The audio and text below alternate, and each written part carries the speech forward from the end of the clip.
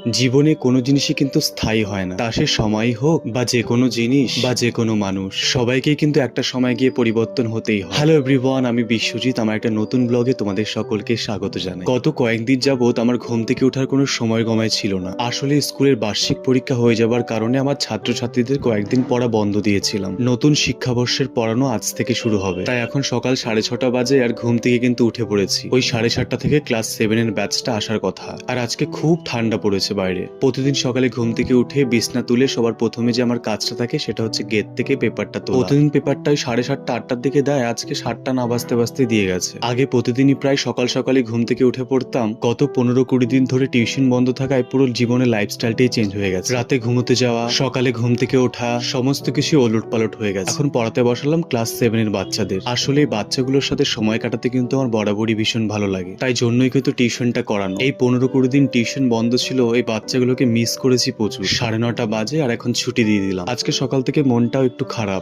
সকালে অ্যাকোরিয়ামের মাছগুলোকে খাবার দিতে এসে দেখি আমার বড় অ্যাকোরিয়ামের ছোট ছোট মাছগুলো সব মরে যাচ্ছে। দেখেই মনটা এত যে খারাপ হয়ে গেল কি বলবো। আসলে ঠান্ডার দিনে মাছগুলো টিকতেই চায় না, তাই জন্য এই ট্যাঙ্কটাতে হিটারও লাগিয়েছিলাম, কিন্তু কিছুতেই মাছগুলোকে বাঁচাতে পারলাম না। অনেক চেষ্টা করে মাছগুলোকে কোনোভাবেই বাঁচাতে পারলাম না। অ্যাকচুয়ালি কথাটা খুব কষ্টদায়ক হলেও মেনে নিতেই হবে, জীবনে কোনো কিছুই কিন্তু স্থায়ী নয়। এখন বাজে প্রায় সকাল 10:30, আর খুব জোরে খিদাও পেয়ে গেছে আমার। এই খাবারটা খেয়ে আবার যাবো হচ্ছে 11:30-12টার সময় জিমে। এই ওটসটা আমি আমার এক জিমের বন্ধুর কাছ থেকে কিনেছিলাম। এটা যেমন স্বাদ তেমনই কিন্তু প্রোটিন সমৃদ্ধ। সকাল সকাল আবার দেখলাম মায়ের পুজো দেওয়া হয়ে গেছে। আজকে মাও প্রায় 10-15 দিন বাদে পুজো দিল, কারণ আমাদের এই বংশের এক জেঠু সে গত হয়েছিলেন, তার জন্য কিন্তু সব পূজা অর্চনা বন্ধ ছিল বাড়িতে। গতকালকে আবার আমারই এক বন্ধু তার বাড়ির গাছের কয়েকটা কুল দিয়েছে, আমি আবার নিয়ে এসে ব্যাগে এসে রেখে দিয়েছিলাম, ভুলে গেছিলাম বের করতে। আমার মা আবার এই কুলগুলো খেতে খুব ভালোবাসে, তাই কিন্তু মায়ের হাতে কুলগুলো দিয়ে দিচ্ছে। এই কুলগুলোকে নাকি আপেল কুল বলে। এখন দুপুর 12টার মতো বাজে, সোজা ব্রেকফাস্ট করে ডিরেক্টলি জিমে চলে আসলাম। আর এই জিমে এসে প্রতিদিন একটা কাজ আমি করি, সেটা হচ্ছে নিজের ওয়েটটা একবার করে চেক করা। আজকে জিমে এসে ওয়েট মাপতে গিয়ে দেখি 2 কিলো বেশি। আমার তো দেখেই চক্ষু চড়ক গাছ, তাই ভাবলাম আজকে জিমে একটু কার্ডিও ভালো করে করি। আজকে কিন্তু জিমটা একদমই ফাঁকা,